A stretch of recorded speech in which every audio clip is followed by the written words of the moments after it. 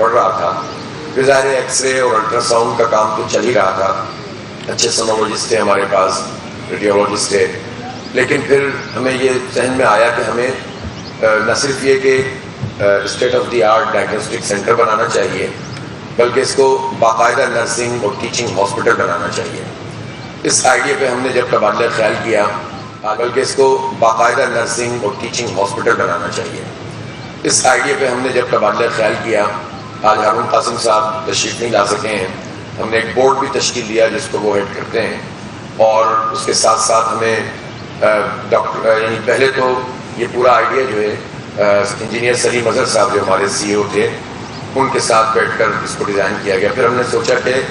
عظیم بھائی کو ہم کیسے انوالو کریں۔ عظیم بھائی ہماری چیزوں میں تھے تو صحیح، لیکن جب ان سے ہم نے بات کی تو ان کی شرائط بڑی سخت ہوتی ہیں، بہت کڑی ہوتی ہیں۔ یہ مان تو سب کچھ جاتے ہیں لیکن بعض چیزیں بالکل بھی نہیں مانتے، پروفیشنلزم پر زیرو ٹالرنس ہے۔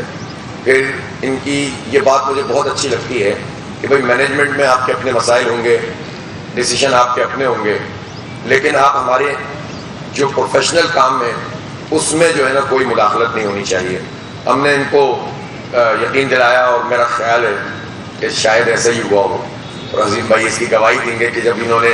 پروفیشنل اپروچ کے ساتھ جو بات بھی کہی ہے، ہماری مینجمنٹ نے، ہمارے سی او صاحب نے، ہماری پوری ٹیم نے اس کے اوپر نہ نہیں کہا ہے۔ بہت مشکل ٹاسک تھا، یہ صحیح بات ہے کہ درمیان میں یہ رائے آئی کہ ہمیں سیکنڈ ہینڈ مشینوں پہ جانا چاہیے، اور یہ بھی کوئی ایسی غلط بات بھی نہیں تھی، لیکن عظیم بھائی کا کہنا یہ تھا کہ جب ہم کام شروع کر رہے ہیں تو پھر کراچی حافظ نعیم الرحمان تقریب سے خطاب کر رہے ہیں۔ تو یہ کس لیے کہتے نہیں، یہ تو ہمیں لے کے جانا پڑتا ہے، عباسی میں یہ ٹیشو پیپر بھی اویلیبل نہیں ہوتے، اور اسی طرح اگر کوئی اکوپمنٹ خراب ہو جائے تو چندہ کر کے اسٹیبلائزر کو ٹھیک کرواتے ہیں ڈاکٹرز۔ یہ حال ظالموں نے اس گورنمنٹ سیکٹر کا کر دیا ہے، جس ہیلتھ کا بجٹ 214 ارب روپے کا تھا سندھ حکومت ہے ابھی، تو 214 ارب کے بجٹ میں آپ انٹیریئر سندھ تو چھوڑیں، آپ بتائیں کہ کراچی شہر میں کیا ڈیولپمنٹ، اگر یہ این جی اوز کچھ کام نہ کریں تو یہ تو ہمارا سیکٹر تباہ ہو چکا ہے، برباد ہو چکا ہے۔ پھر پالیسیز ایسی ہیں، پہلے جو 200-250 ڈاکٹر آج سے 30 سال پہلے 40 سال پہلے ہمیں ڈاؤ میڈیکل کالج اور سندھ میڈیکل کالج سے میل ڈاکٹرز مل جاتے تھے، اب مجھے بھی ثاقب بھائی بتا رہے تھے گورنمنٹ سیکٹر میں تو یہ 30-35 میل ڈاکٹرز مل رہے ہیں، اور ان کی بھی اکثریت باہر چلی جاتی ہے، اور فیمیل ڈاکٹرز آدھے سے زیادہ وہ اپنے پروفیشنل لائف کو آگے بڑھا نہیں پاتی، اور ان کی بھی اب ظاہر ہے وہ بھی زیادہ تر یہاں سے چلی جاتی ہیں۔ تو اتنی بڑی آبادی کو ایڈریس کرنے والے ڈاکٹرز دنیا میں کہیں تو اس کا کوئی ریشو ہوتا ہے نا، پاکستان میں تو وہ ریشو کنسیڈر کیا اس کو سوچ بھی نہیں سکتے آپ۔ پھر جو پروفیشنل لوگ ہیں ان کو فیسلٹیز نہیں ہے، ڈاکٹرز کو پراپر سیلریز نہیں مل رہی ہیں، ٹریننگ کرنے والے، اب میں آپ کو بتاؤں ایم سی پی ایس کی ٹریننگ عباسی شہید اسپتال میں کوئی ڈاکٹر کرے اور اس سے پہلے لکھوا لیا جائے کہ تم اپنی سیلری کو کلیم نہیں کرو گے۔ وہ سیلری بھی کیا ہوتی ہے، وہ تو ایک مشاہرہ ٹائپ کی چیز ہوتی ہے کہ آپ کی گزر اوقات کے لیے 5 سال پڑھیں، 1 سال ہاؤس جاب کریں، اور پھر آپ پیپر پاس کرنے کے لیے 2 سال کی جو آپ کی ٹریننگ پروفیشنل ہے جس میں آپ کو پوری جان لگانی ہے، اس میں آپ سے پہلے لکھوا لیا جائے کہ آپ کلیم ہی نہیں کریں گے، تاکہ آپ کسی قانون کے دروازے کو کوئی کھٹکھٹا ہی نہ سکیں۔ اس سے بڑی ایکسپلائٹیشن اس میڈیکل فیلڈ میں کوئی ہو سکتی ہے،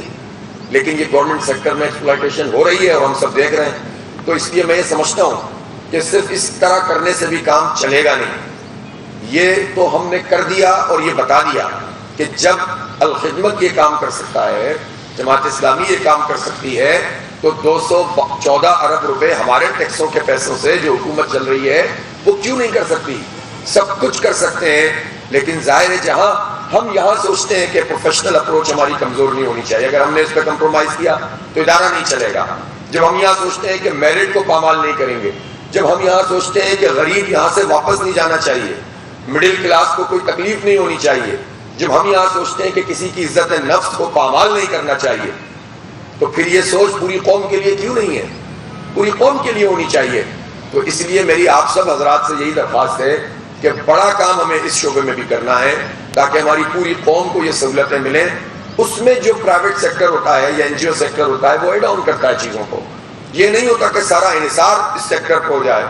تو اس سے تو کام نہیں چلے گا۔ میں آپ کو دیکھوں کہ نعمت اللہ خان صاحب نے دل کا اسپتال جو کے آئی ایچ ڈی ہے، یہ بنایا فیڈرل ایریا میں، یہ ان کا بہت بڑا کارنامہ